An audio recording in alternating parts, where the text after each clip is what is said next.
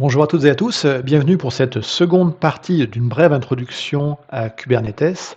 Donc série de 2 vidéos dont le but en fait est de sortir en connaissant un peu mieux ce que c'est que Kubernetes et les différents concepts qui y sont associés. Et donc dans cette seconde vidéo, eh bien, le but est de parler des outils d'administration, des objets, de la sécurité et des custom resource definition.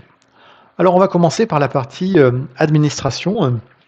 Donc partie administration, le point le plus important, probablement, et l'outil que vous allez toujours utiliser dès que vous allez faire du Kubernetes, eh bien, c'est kubectl. Donc kubectl ou kubectl est vraiment l'outil en ligne de commande que vous allez utiliser soit en tant qu'opérateur du cluster, soit l'outil que vous allez utiliser quand vous créerez des pipelines d'automatisation. Donc on peut difficilement passer à côté de kubectl. C'est un outil qui évolue beaucoup, parce que c'est une CLI qui est associée directement à la partie serveur. Et cette CLI peut être installée sur du Linux, du macOS ou du Windows. Si vous l'utilisez dans Windows, moi, mon conseil, c'est plutôt de l'utiliser dans le sous-système pour Linux, le WSL, et donc parce que la plupart des exemples que vous trouverez avec du kubectl est dans un environnement de type bash qu'on retrouve avec le ZSH ou le shell de macOS et qu'on a bien entendu dans Linux.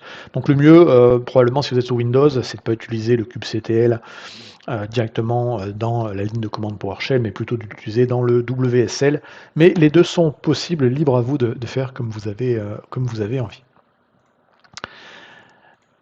Alors, kubectl, donc vous pouvez l'installer là encore avec différents moyens. Si vous êtes sur Windows, vous pouvez l'installer manuellement en téléchargeant le binaire ou le MSI.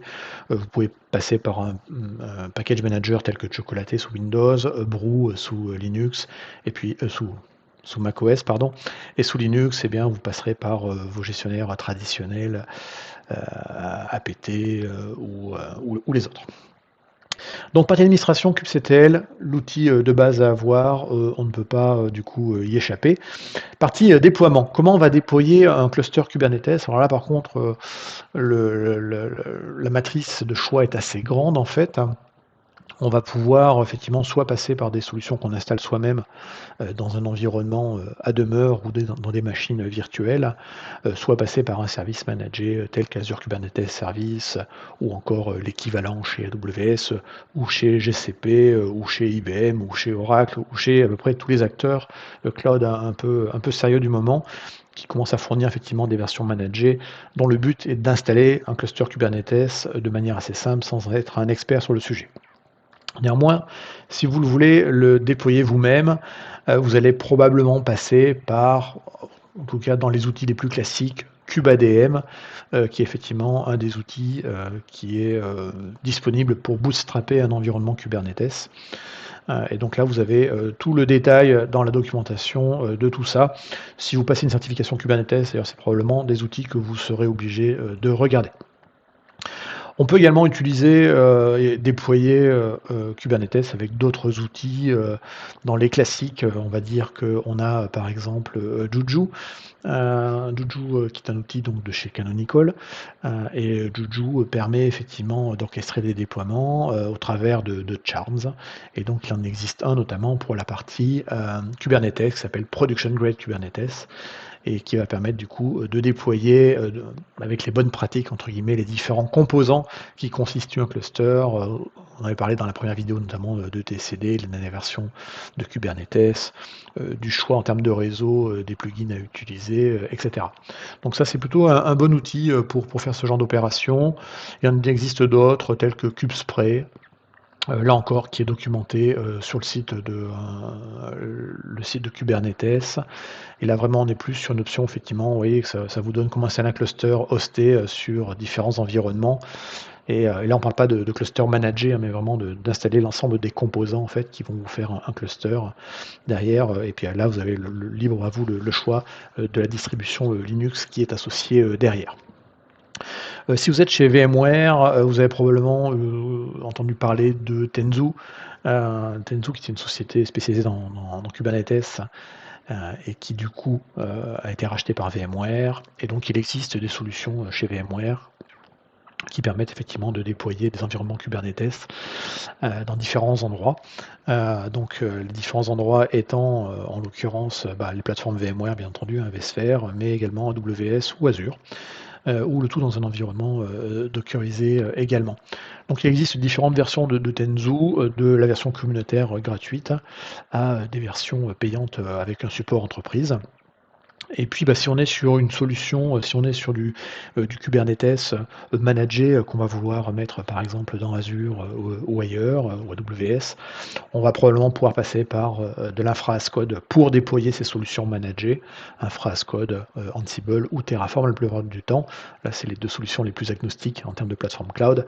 Et puis après, si vous êtes chez un fournisseur particulier, vous pouvez également prendre la solution d'infra as code du dit fournisseur. Si vous êtes sur Azure, par exemple, ce serait de l'ARM ou du Bicep.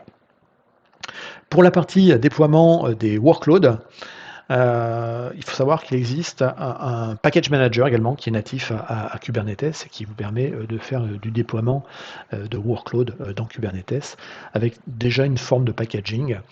Donc la solution s'appelle Helm. C'est le package manager officiel pour Kubernetes. On peut du coup aller chercher des solutions déjà installées, déjà prêtes, pré-packagées pour vous pour déployer simplement des choses qui ont déjà été packagées. Vous pouvez également utiliser Helm pour packager vos propres applications et donc les déployer dans votre cluster Kubernetes si vous ne souhaitez pas utiliser ou gérer vous-même vos manifestes. Donc ça, c'est les outils, on va dire, les outils les plus classiques en termes de déploiement, applicatif, et puis en termes d'administration. Alors j'aurais pu citer ici dans la partie Workload Deployment Customize, c'est un outil qui permet également de faire de la customisation sur des manifestes. Il est intégré à kubectl depuis quelques temps. Donc c'est pour ça que je ne l'ai pas recité à côté. Donc ça, c'est les outils les plus classiques. Je ne cite pas dans cette vidéo tout ce qui est la partie monitoring. Là encore, c'est un monde qui est assez large. Mais globalement, dans la partie monitoring de Kubernetes, on va souvent retrouver des classiques du monde de l'open source, à savoir du Prometheus, du Grafana, du Loki, des choses comme ça. Partie objet, maintenant qu'on a un cluster qui, on va dire, qui est déployé, où vous connaissez entre guillemets les principaux outils pour déployer et gérer un cluster, eh bien, il faut parler un petit peu des applications qu'on va déployer dans Kubernetes. Et tous les déploiements vont passer par des objets. Alors, beaucoup de choses sont des objets dans Kubernetes. Là, j'ai juste ciblé les objets liés au workload. Mais globalement, le premier objet le plus important à connaître quand on fait du Kubernetes, c'est avant tout la notion de pod.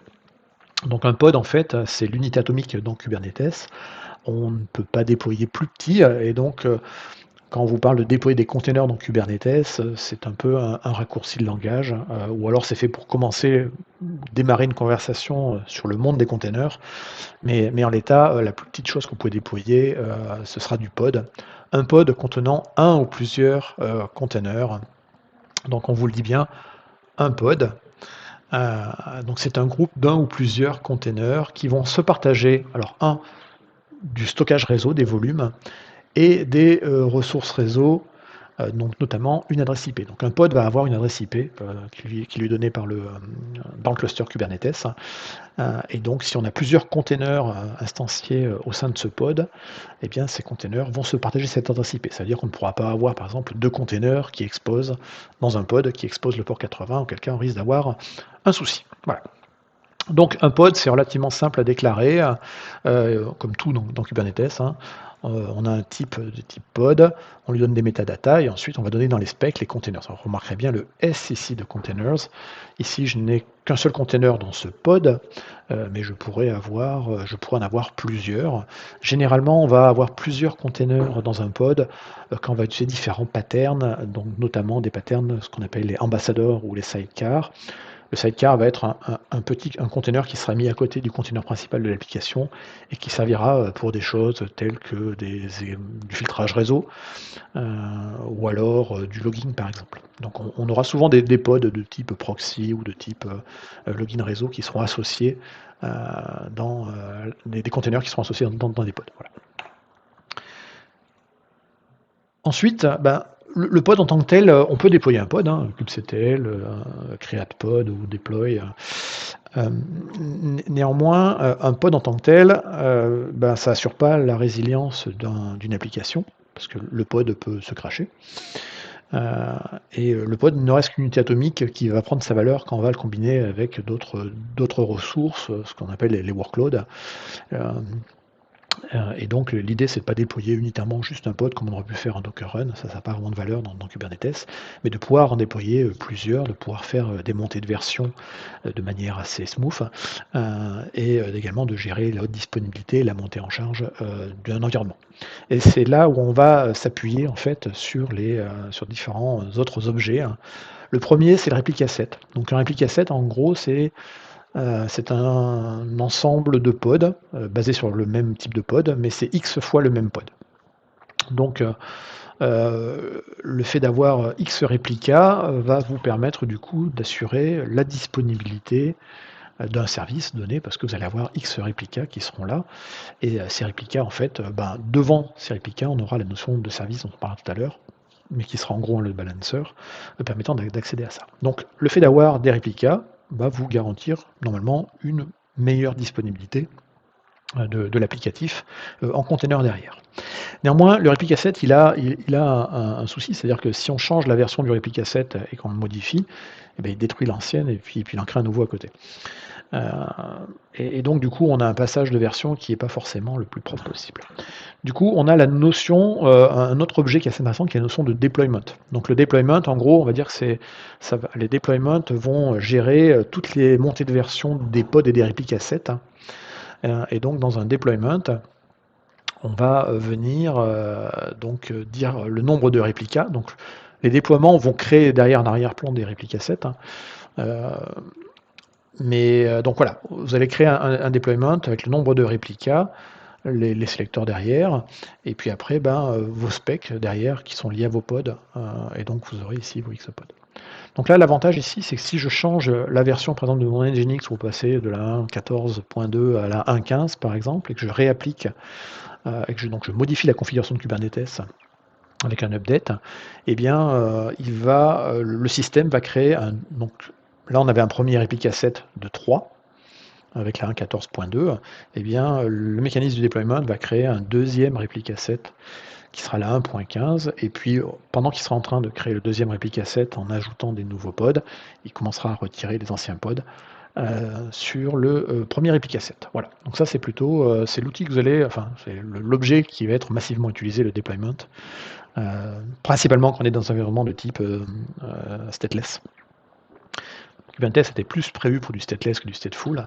Néanmoins, on a de plus en plus de gens qui amènent leurs applications avec de la donnée qui, du coup, doit être conservée. Et donc, on a un objet spécifique qui existe désormais dans Kubernetes qui s'appelle le stateful set. Et le stateful set, en fait, permet donc de gérer les applications stateful, en se disant que, eh bien, si on a X instances de pod au sein d'un stateful set va ressembler en gros à un deployment, sauf qu'en fait, si on a des volumes attachés, derrière, donc de l'état qu'on veut garder, hein, du stateful, eh bien, dans l'ordre, il saura, quand il décommissionne, en scaling, garder toujours les mêmes pods avec les mêmes volumes attachés derrière. Voilà. Donc ça va garantir un ordre en fait, et ça c'est l'ordre et l'effet unique du pod, en disant le pod numéro 1 sera toujours attaché au volume numéro 1, le pod numéro 2 toujours au volume numéro 2, etc., etc. Donc c'est très, très, très similaire, mais c'est vraiment spécifique au monde du stateful. On a également le daemon set, qui est un autre type de déploiement, hein. Le daemon set en fait va vous déployer un pod par nœud, par worker node dans le cluster. Et donc on en aura, chaque fois qu'il y aura un nouveau nœud qui va venir dans le cluster, on peut avoir ça dans des mécanismes où on va avoir de l'autoscaling, ou du scaling manuel, donc de l'ajout, de la suppression de nœuds dans un cluster. Et l'idée en fait, c'est dès qu'il y a un nouveau nœud qui arrive, automatiquement il aura forcément une instance d'un pod donné. Donc on va utiliser les daemon sets en fait, souvent dans des solutions de monitoring notamment, ou des solutions de protection des clusters, où on n'a pas besoin d'avoir X pods répartis dans différents nœuds, mais on en veut bien un par nœud et être sûr qu'on en ait un par nœud. Voilà. Voilà, les cas d'usage, bah, j'en ai parlé, hein, voilà. Démarrer un stockage particulier sur chacun des nœuds ou de la collection de logs ou du monitoring, c'est les cas d'usage les plus classiques. Si on parle, par exemple, pour illustrer sur Azure Kubernetes Services, si on veut avoir la partie, Azure, Monitor for Containers, eh bien, on va avoir un daemon set, en fait, qui va installer, du coup, un agent, un pod de monitoring, spécifique à Azure dans chacun des nœuds. Voilà. Et donc, après ça ressemble, c'est très, très similaire, derrière, sur l'installation et le YAML qui est associé derrière. Rien d'extraordinaire. Le job, alors, on va dire que le pod, le replica set, le deployment, le stateful set et le daemon set sont vraiment du long time run. On va dire que le but, c'est que le pod, il tourne le plus longtemps possible, enfin, qu'il tourne tout le temps, tant qu'on lui demande pas de s'arrêter, pour faire simple. On peut également utiliser Kubernetes, en fait, pour exécuter des batchs, donc du traitement, qui va prendre un certain temps, mais qui après va s'arrêter de lui-même parce que le traitement sera terminé. Et là, dans ce cas-là, on va parler de job. Donc le job, effectivement, va permettre de lancer des traitements qui vont s'exécuter et puis après, bah, qui vont, une fois que le traitement à l'intérieur est terminé, eh bien le job va s'arrêter, hein. Et puis voilà. Donc l'intérêt, c'est de pouvoir faire des jobs en parallèle, hein, quand on fait des traitements de type batch, par exemple, en multipliant le nombre de pods, les uns à la suite des autres. Et donc on peut du coup également scheduler des jobs, hein, tout à fait normal, avec du cron derrière. Et donc là, on a un exemple de job tout simple, effectivement, qui va lancer une commande. Voilà, en Perl, a priori, là, c'est le calcul de pi, visiblement. Et vous avez un exemple ici. Voilà, donc si on résume finalement, le pod, c'est l'unité atomique. On peut déployer X versions d'un pod au travers d'un réplica set. Si on veut commencer à gérer des évolutions, des montées de version, on utilisera un deployment qui lui-même va piloter des réplica sets. Si on a des workloads qui ne tombent pas en stateless, eh bien, il faudra prendre des stateful sets. Et si on veut déployer un seul pod par nœud dans l'ensemble du cluster, ce sera un daemon set. Les jobs ne sont pas pour du long time run, mais pour faire du batch. Alors, tout ça, normalement, tous ces déploiements et les images de containers associés doivent être agnostiques de toute configuration. On doit pouvoir prendre la même image de container, la déployer dans un environnement de production, la déployer dans un environnement de pré-production, de dev and test, l'image doit être la même. C'est le principe même des 12 factor apps. En tout cas, un des facteurs des 12 factor apps, c'est qu'on sépare la configuration du code. Donc le code ici, on pourrait dire que c'est le code qui est packagé dans le container, et la configuration, c'est lors de l'instanciation de cette image dans le cluster qu'on va lui faire passer l'information. Donc il y a deux moyens il y a deux objets qui sont utilisés pour faire passer ces configurations ou ces configurations secrètes à un pod ou les versions un peu plus évoluées. Donc il y a deux objets à connaître. Le premier, c'est le config map. Donc le config map, il sert effectivement à stocker, c'est écrit use to store non-confidential data in key value pairs. Donc en gros, là encore, hein, c'est les clés valeurs. Et puis donc c'est vos paramètres que vous allez faire passer à votre applicatif, qui est donc votre image de container. Donc tout ce qui n'est pas sensible, ça va être dans un config map, d'accord. Et les pods, effectivement, vont pouvoir utiliser les config maps soit comme des variables d'environnement, soit comme des arguments en ligne de commande, ou un fichier de configuration qu'on aurait mis soi-même dans un volume. Donc le config map est relativement simple, hein. On va avoir un objet comme ça, et puis là ensuite on va faire dans la partie data l'ensemble de ces clés valeurs. Donc ça c'est bien effectivement pour des choses qui ne sont pas sensibles. Si on est sur des objets sensibles, dans ce cas-là il va falloir passer par un autre type d'objet qui s'appelle le secret. Et donc là effectivement c'est de faire passer les informations plus sensibles entre guillemets à un pod ou à une image de conteneur. C'est très très similaire au config map, c'est fait plutôt pour stocker des données confidentielles. Alors attention, parce que ça c'est précisé, ces secrets sont stockés de manière non chiffrée dans la base etcd. Donc à partir du moment où vous avez accès en fait le airbag vous autorise en fait à accéder à ces objets, vous pouvez les lire en fait. Ils sont pas chiffrés dans la base, ils sont juste encodés en base 64. Donc après il y a des méthodes pour sécuriser un petit peu tout ça.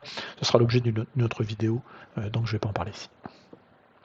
On peut également définir des quotas dans Kubernetes. N'oublions pas que ça peut être des environnements qui peuvent être mutualisés avec plusieurs applications ou plusieurs microservices au sein de même application.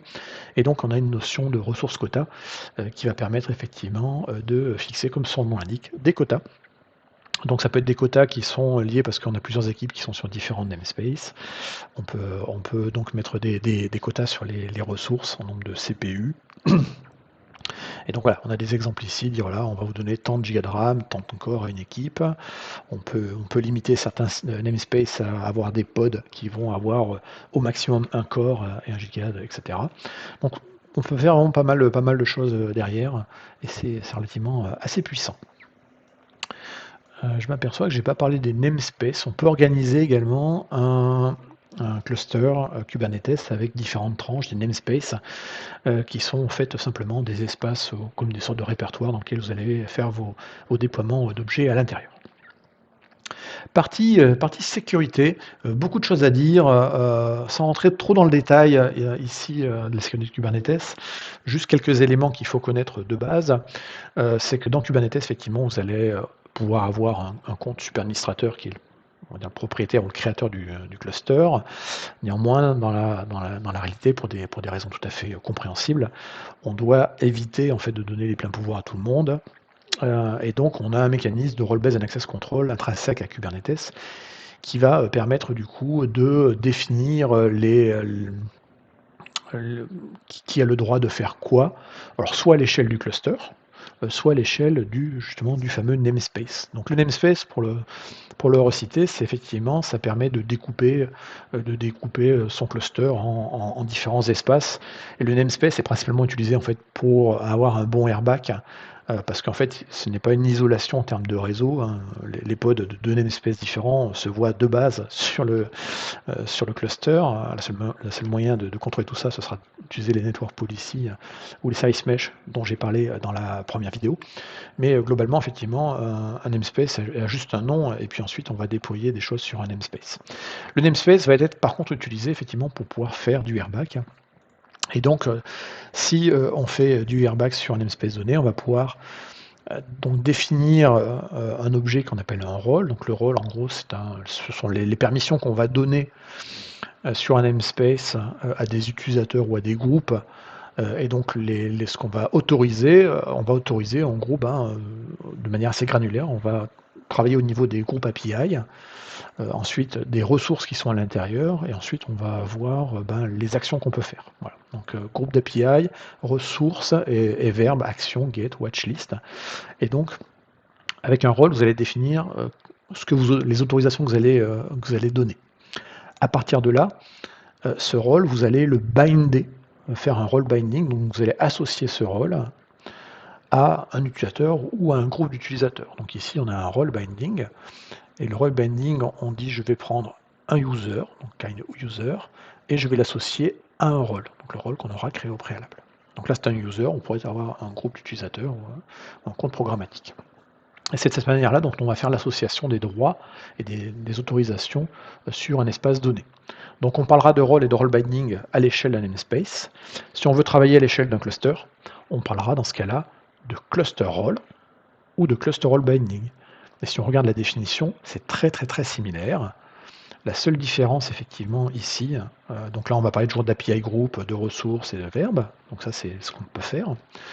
La seule différence entre un cluster role et un role, c'est que dans un role, on a cette notion de namespace, mais qui ici est omis, parce qu'effectivement, le cluster role est à l'échelle de l'ensemble du cluster, donc de l'ensemble des namespaces. Et donc, pour associer un cluster role à un cluster, eh bien, on va faire un cluster role binding. Et là encore, vous avez compris, hein, le cluster role binding, on lui associe donc un utilisateur ou un groupe, ici là c'est l'exemple, c'est un groupe, et on lui associe ensuite derrière un cluster role, et voilà, tout simplement. Donc ça, c'est le moyen de bien gérer son cluster. Et si on a de l'applicatif ou des chaînes de pipeline qui vont aller faire des choses, par exemple dans un cluster, des déploiements automatiques, il faudra justement utiliser le airbag pour donner à ces pipelines les justes droits nécessaires. Donc, Kubernetes n'est pas un annuaire dans lequel on peut créer entre guillemets des utilisateurs ou des groupes d'utilisateurs, enfin comme on pourrait connaître avec un annuaire LDAP ou un Active Directory par exemple. Par contre, on peut créer des comptes de service. Donc il y a une notion de compte de service, de service account, qui pourront être utilisés par les pods. Et l'idée, c'est quand même de fournir une identité à un process qui est exécuté dans un pod. et donc de lui donner des droits de faire certaines opérations. Alors à savoir, c'est qu'également, en fonction après des plateformes sur lesquelles vous allez instancier vos Kubernetes, certains fournisseurs de cloud commencent à fournir des mécaniques permettant de faire également, de donner des identités à des pods, des identités qui seraient par exemple externes à Kubernetes, comme Azure Active Directory par exemple dans le cas de AKS, où on a effectivement des pod manage identity, et du coup ce sont des objets qui vont apparaître dans l'annuaire Azure Active Directory qui seront utilisés pour faire du airbag. Mais globalement, autrement, de base, dans un Kubernetes, quelle que soit la solution, on a cette notion de compte de service. Tout ça va nous permettre du coup de mieux contrôler l'accès en fait à l'API serveur. Parce que finalement, on va faire quoi? On va avoir un humain qui va interagir, donc ça c'est l'API serveur, c'est le point d'entrée. Donc à ma gauche-droite, je suis en problème. Donc ici. Et de ce côté-là, on va avoir ceux qui vont envoyer des ordres, qui veulent parler au cluster au travers de l'API serveur. Donc ça peut être des humains via le kubectl par exemple, ça peut être des pods dans Kubernetes ou ça peut être ici des pipelines. De l'autre côté, ici, on va avoir le stockage de la configuration qui est dans cette fameuse base de etcd. Mais avant, en fait, on va avoir tout un ensemble de mécanismes en fait, qui vont protéger finalement un petit peu, éviter que tout le monde puisse faire tout n'importe quoi. Donc mécanisme numéro 1 ici, le numéro 1 en fait, c'est l'authentification. Quand on va arriver sur un API serveur, c'est pas un accès anonyme et tout le monde peut faire n'importe quoi normalement. Donc on va s'authentifier, donc authentification avec différentes méthodes, là encore liées principalement à l'intégration avec un système d'identité qui est derrière. Donc on peut venir avec des tokens, directement généré dans le cluster, on peut venir avec des certificats, on peut utiliser l'authentification forte si on est associé à des annuaires qui le permettent, etc. Donc en gros ici, on va prouver qui on est, donc c'est la partie authentification, première couche de sécurité. La deuxième couche de sécurité, c'est la partie autorisation.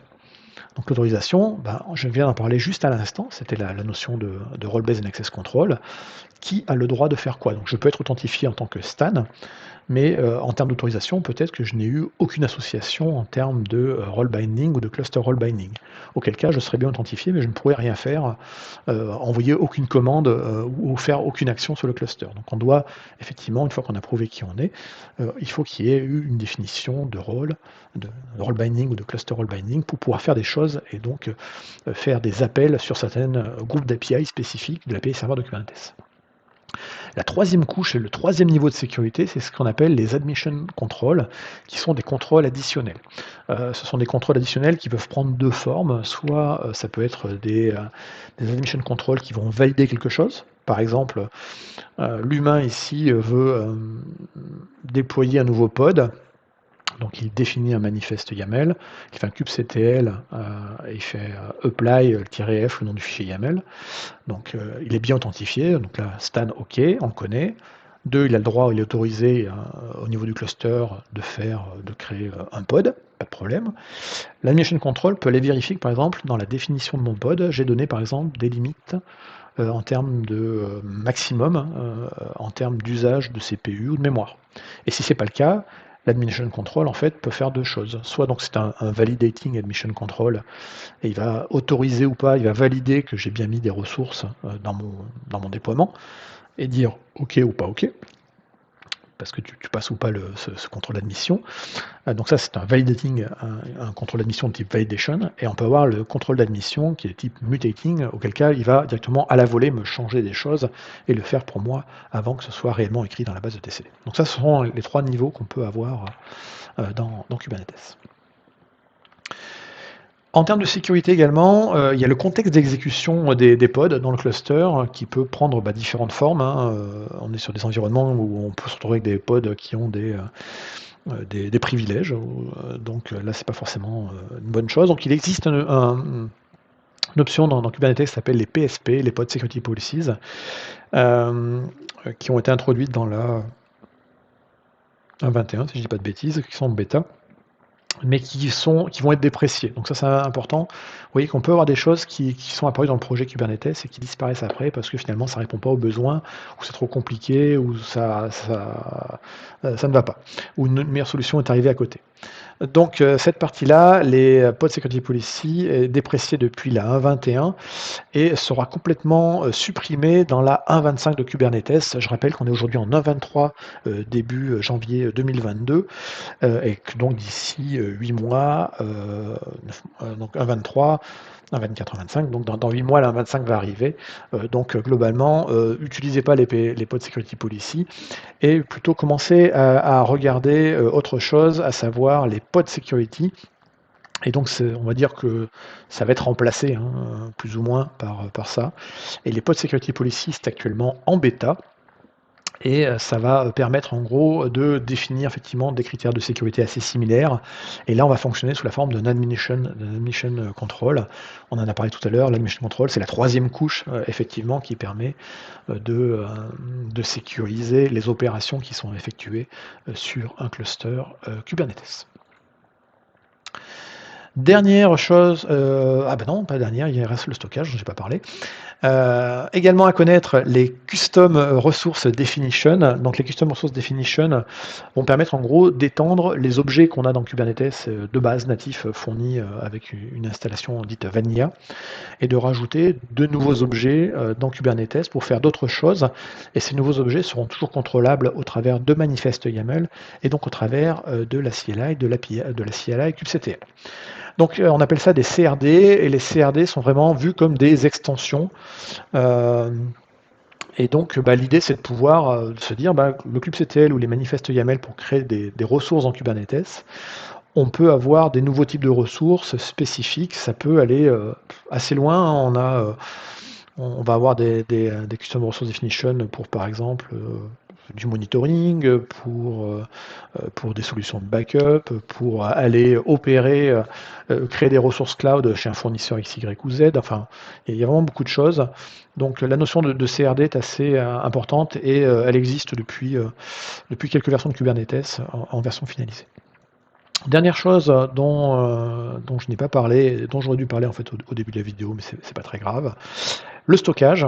Donc on est effectivement, Kubernetes à l'origine était plutôt orienté sur une approche cloud native en stateless. Néanmoins, on a beaucoup de stateful aujourd'hui qui arrivent, on en a de plus en plus, et donc il va falloir pouvoir gérer le stockage associé derrière. Alors le stockage, quand on va parler de stockage, il y a plusieurs termes qui vont apparaître. On va avoir la notion de volume, la notion de classe de stockage, et donc on va voir ça tout de suite. Donc première chose, les classes de stockage, il est possible en fonction de votre environnement que vous ayez différentes catégories ou capacités de stockage disponibles avec votre cluster Kubernetes. Ça peut être du stockage rapide et cher, ou à l'inverse du stockage plutôt lent mais assez économique.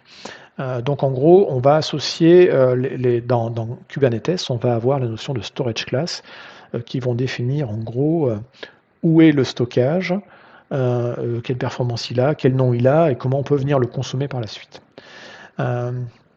Et donc, associé à ces groupes, à cette catégorisation de stockage, on va avoir la notion de provisionneur.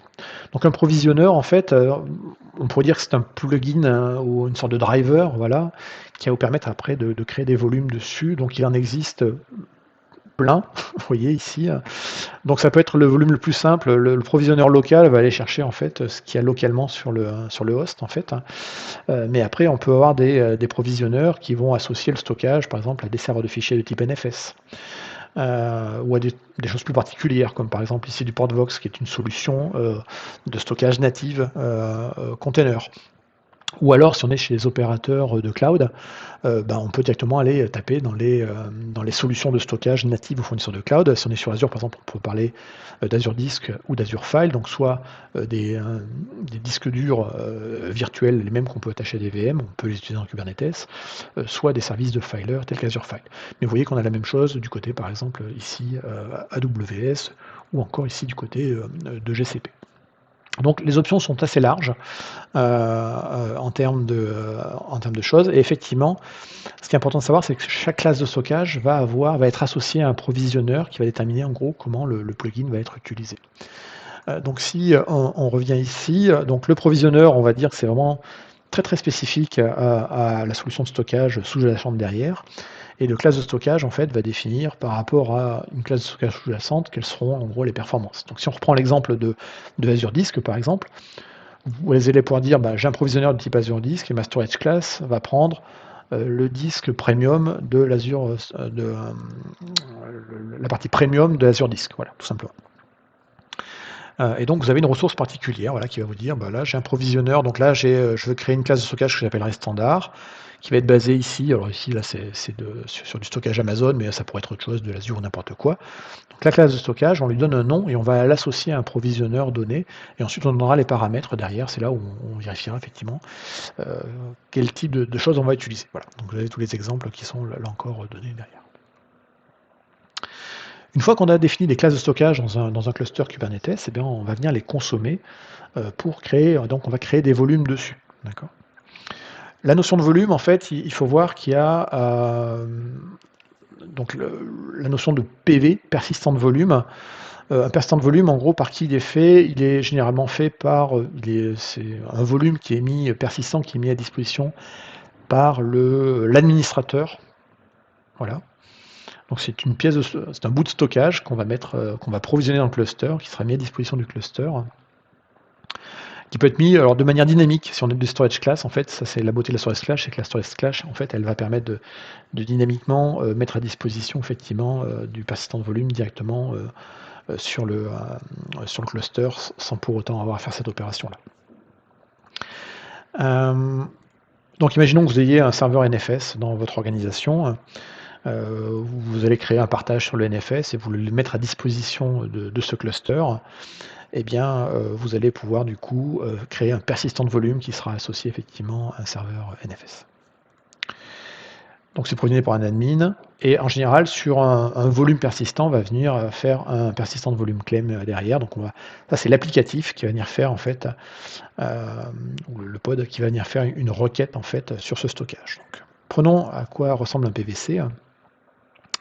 Un persistant de volume claim, en fait, on fait une revendication, on dit voilà, l'application a besoin de cet espace.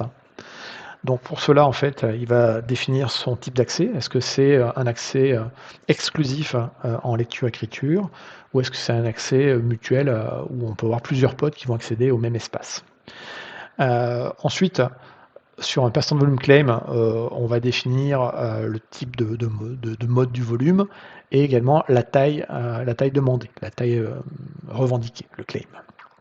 Ensuite, on va attacher à cette revendication une classe de stockage. Ici, elle s'appelle slow. Voilà. Et ensuite, derrière, on donne des informations supplémentaires. Donc ça, voilà, un persistant de volume, il est vraiment fait pour être consommé ensuite, pour que le volume soit consommé par le pod. Si on regarde un persistant de volume standard, est-ce que j'en ai un exemple ici? On va le créer directement avec les options qui vont bien. Par exemple ici, on décrit un persistant de volume qui est sur le host, par exemple.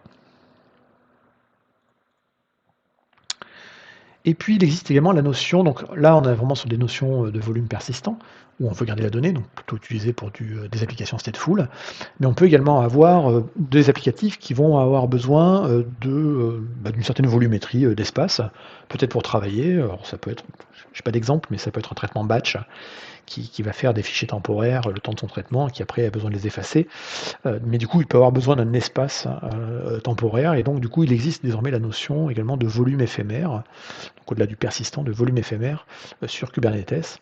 Et donc ces volumes éphémères sont un type d'objet particulier et vont être associés derrière à d'autres, à des volumes derrière spécifiques. Donc on peut avoir la notion de mtdir, donc là ce sera par exemple directement, on peut définir ce volume éphémère comme étant utilisé en RAM du Docker host.